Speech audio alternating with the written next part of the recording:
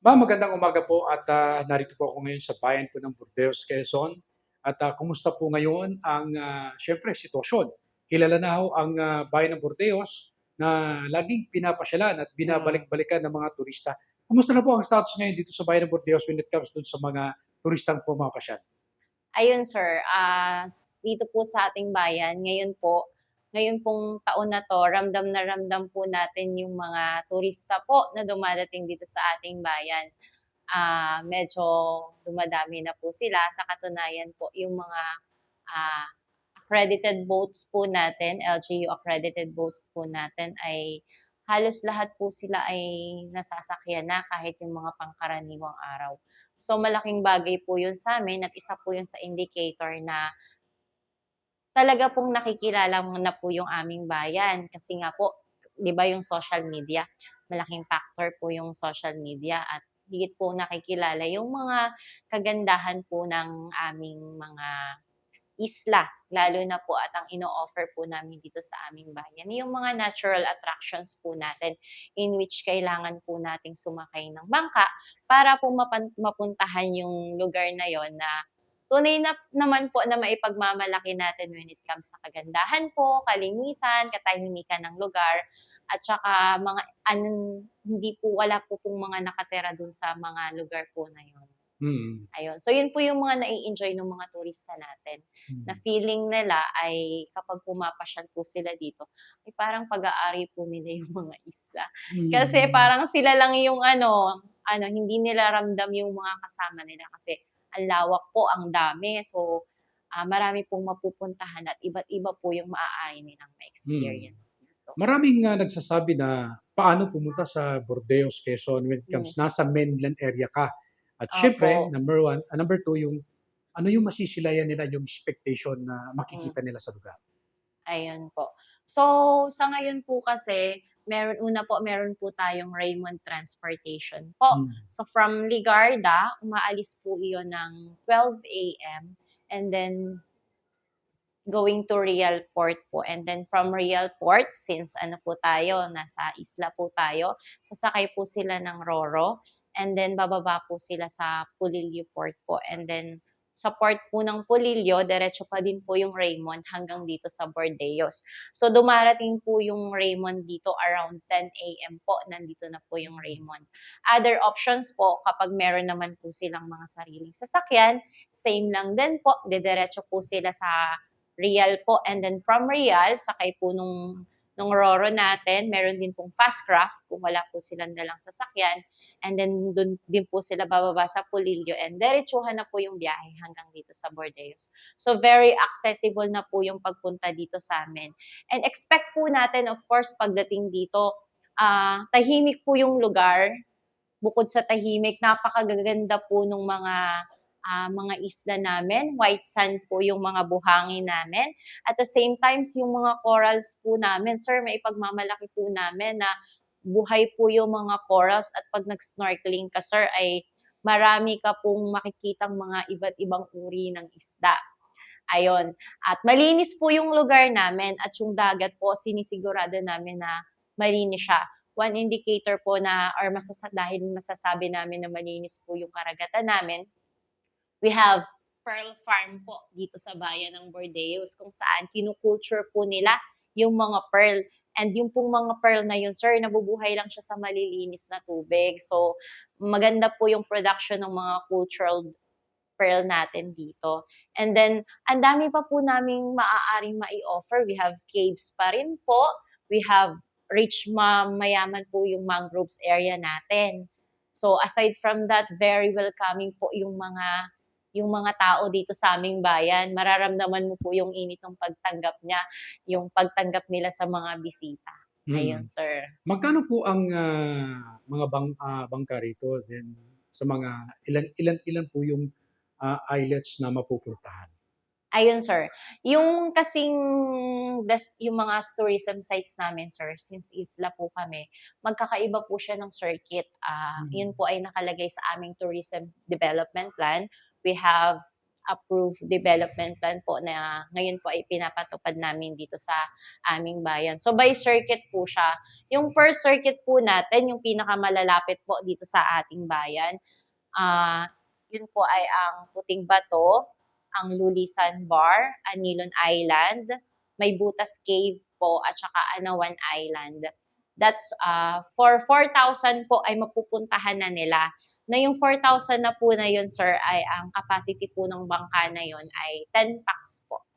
So, kapag sir, 400 pesos, mauuli mo na yung mga isla na yon na, yun po, mauuli mo na yung lugar na yon sa pinsamurang halaga. And then, may other po na bangka na mas malaki, so mas mahal po yung rates, up to 5,500 po to 6,000. Ganyan Depende po. sa bangka. Opo, depende pa rin, sir, kasi magkakaiba po yung capacity ng mga bangka natin. Okay. Pero most of ng mga bangka po na nandito, 10 packs po yung capacity nila. So, ayun po yung 4,000 pesos. Yung ating po bang mga bangkero dito, well-oriented when it comes to basic life support? Yes, sir. Actually, kabababa lang po ng marina dito sa ating bayan last April 21 to 23. Nag-conduct po kami ng modified basic safety training na yun po ay kailangan pong mayroon po ang ating mga motorman at saka boatman. So, po yun, may training po yun na kanilang kasama po doon ng basic life support at saka first aid po. At saka yung pong mga bangka natin, sir, nag-comply din po kami sa regulasyon ng marina na kailangan po yung mga bangka natin ay mayroong life vest. Kompleto po yung mga requirements nila. Ilan po doon ay ang life vest, life ring, smoke signal, ayun, mga yun, sir, yung balsa, may mga ganun po. Kompleto po yung natin kasi hindi po sila mai-issuehan ng registration ng bangka kung hindi po nila makukumpay ang lahat ng yun. So, insured din po yung mga natin, yung mga guest po natin, may mga insurance din po yung mga bangka natin. So, ayun po yung isa sa isa sa mga kailangan naming masiguro sa mga turista na kapag pumunta sila dito sa ating bayan, safe po ang pagbisita po sa aming bayan. Ayun. Marami pong nagtatanong, how much po yung environmental fee o user's fee Yes ng mga po. pumapasok na mga turista?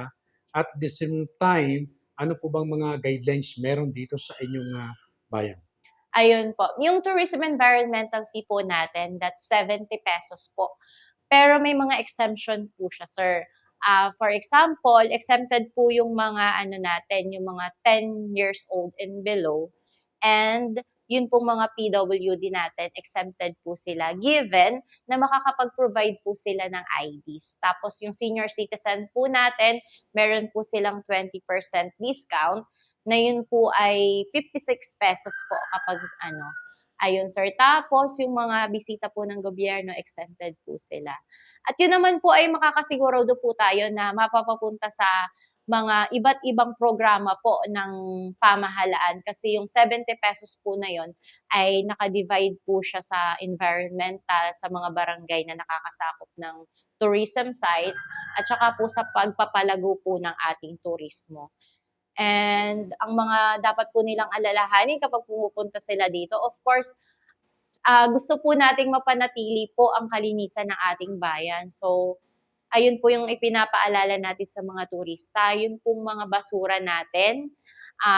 Please, yung pong mga basura natin ay kailangan tayo rin po ang dapat responsable po doon sa basura na yon. And we promote din po yung mga not the bottled water, yung pong mga dala tayo ng sarili nating tumbler para ma-lessen po yung basura. And at the same time, yung pong mga we suggest din po na yung mga gamitin po natin na mga, like for example, the spoon and fork, yung mga eco-friendly po ba? Ayun po. And then at the same time, please protect our nature po. So, sa isla po namin, kagaya po ng nabanggit ko, marami po kami mga buhay na corals. Please, yung po mga shells, yung mga ano natin, igalang po natin yung nature, wag natin kunin yung mga oras, yung mga ganun pa. Para po mas mapakinabangan po ng susunod na generation. Kasi yun po yung pinagmamalaki natin, yung nature po natin. So as much as possible po ay kailangan pong protektahan po natin. Sa mga nagbabalak na gustong lagak ng kanilang negosyo when it comes to tourism establishments, no? Anong puwedeng, ilagak nilang negosyo rito when it comes dun sa particular na turista, para sa mga turista? Ayun sir, ngayon po kasi yung mga usual na hinahanap sa'min, nagsimula na po kami, we have souvenir here po, yung mga gawa po sila nung mga ano natin, nung locals natin, nung community po natin. So nag-provide po ang lokal na pamahalaan ng Bordeos ng trainings po para po sa ating Anong pong tawag niyan, ma'am? ito po yung mga craft po na ginawa nila nung mga community natin. Sila po ay nanggaling dun sa mga kahoy na nasisimot po natin sa tabing So mga dagat. ugat din? Opo, yung mga gano'n sir, sa bundok, yung mga ugat-ugat po. Yung mga hindi na nagagamit, no? Opo, yung pong mga akala natin ay wala ng gamit ay yun po ay eto, ginawa nila ng mas maganda. And then another ano po sa mga investors, I think yun pong mga pagkain, yung mga kainan, isa po yun sa mga hinahanap ng mga turista natin. Ayun po, ano pa ba? Yung mga sa transportation natin, sir, kulang na po yung mga bangka natin. I think isa yun sa mga isa pang kailangan nating idagdag. When it comes to ano naman po, we have tour guides na po here, mga DOT trained po sila. At saka katatapos lang po yung programa po ng lokal na pamahalaan sa tulong po ng TV5, yung Eco Nanay. Ayun, katatapos lang po yun. So, ano po tayo, very local po yung approach natin. Ang gusto po natin ay mabigyan po ng trabaho yung community po sa turismo po para maging mas involved po ang lahat na mas makita nila yung kahalagahan po ng turismo sa isang bayan. Kumpara sa nakaraang taon, ma'am, at ngayon at, lalo na nitong mga nakaraang Semana Santa, ilan lahat yung volume ng mga dumagsa na mga turista rito? Compare po sa mga nakaraang taon, sir, mas naramdaman po natin na mas madami po yung mga turista. Kasi as early as March po kasi medyo maganda na yung panahon. So araw-araw na po yung mga arrivals natin compare sa mga nakaraang taon na ang in-expect po namin na kagaya nitong last long weekend, hindi namin na-in-expect na from kami po kasi yung mga nakaraang taon 'pag long weekend mga 2, 3 bangka lang. Nung long weekend po nitong last ubos po yung mga bangka natin. Lahat po sila ay nasakyan po and at the same time very na po yung mga turista natin, alam na po nila sa tulong na rin ng social media. So maayos na po yung flow ng natin, ng mga guest. Pupunta po sila dito sa port, dito po sila bababa, dito rin po sila sasakay. Dito po sa port, nandito na rin po ang tourism office. So, kinukuha po namin yung mga data ng mga arrivals. Nandito na rin po ang treasury na siya pong pwede lang maningil ng environmental fee natin. So, sa mga bisita po natin, ang environmental fee po natin ay kailangan may issue po na official receipt. So may treasury. Dito rin po kayo sasakay. At pag may mga katanungan sila, sir ha, pwede po kayong mag-message sa official page po ng Bordeos, Bordeos Municipal Tourism Office, para po sa mga katanungan nyo, may po kami, lagi po kami nakamonitor dun sa page para po masagot yung mga questions nila and as well as yung mga assistance po na kailangan po nila, kung sino po yung pwedeng mga available accommodations natin, yung mga magbabangka po natin, tour guides po, nililink po namin sila, pati na rin po yung mga available po na pwede nilang paghinga ng cater po or yung mga pagkain na babaunin nila. Ayun, sir. So pwede rin ba magka-camping o magdala sila ng tent ng sarili Yes po, sir. sa mga isla? Opo, may mga isla po kami na pwede po kayong magstay, may mga cottage po actually do'n, pero pwede rin po kayong magdala ng tent na ayun po yung particularly po sa isla ng Binunbunan. ng Anilon at saka po dito sa may Puting Bato, meron na din po. And kung gusto niyo naman po dito sa mainland, malapit lang dito po sa Daungan, may mga camping areas na din po na pwede Mm. ninyong pag-stayan So, po. hindi sila kailangan mag-expect nung katulad sa ibang lugar na merong nightlife, wala rito? Wala sir, napakatahimik po ng lugar natin. Like mga 7 or 8 PM pa lang ay ang mga locals po ay tulog na. Ah. Pero maaga pong So, gumising. talagang probinsyang-probinsya. Probinsyang-probinsya po yung anyo dito sir at saka expect nyo po na 'pag dumating sila dito, nature na nature po talaga yung mai-experience natin. Mm. Yung mga huni ng ibon, ng sa gabi, yung mga gano'n po. Sige ma'am, nasaan niyo po ang pagkakataon, para maihikayat din ng ating mga kababayan 'no, sa mga gustong nagbabalak, summer pa naman 'no, nasaan niyo Mm. po ang pagkakataon? Ayan po, magandang araw po sa inyong lahat. Iniimbitahan po namin kayo dito sa aming bayan ng Bordeos upang ma-experience po ang napakagaganda pong mga beaches sa aming area. And of course, hindi lang po yan ang mga napakainit na pagtanggap po ng aming mga locals sa inyo. Ayan po, ngayon pong summer is the best time na kayo po ay pumunta dito samantalahin po natin ang magandang panahon para po mas ma-enjoy po natin ang aming napakagagandang lugar. Ayun po, maraming salamat po. Ano pong tagline ng turismo rito? Ang tagline po, sa ngayon po kasi ay wala pa kaming official tagline. But here in Verdeos po, hindi po wag po kayong magugulat kapag nakarinig po kayo ng ADO.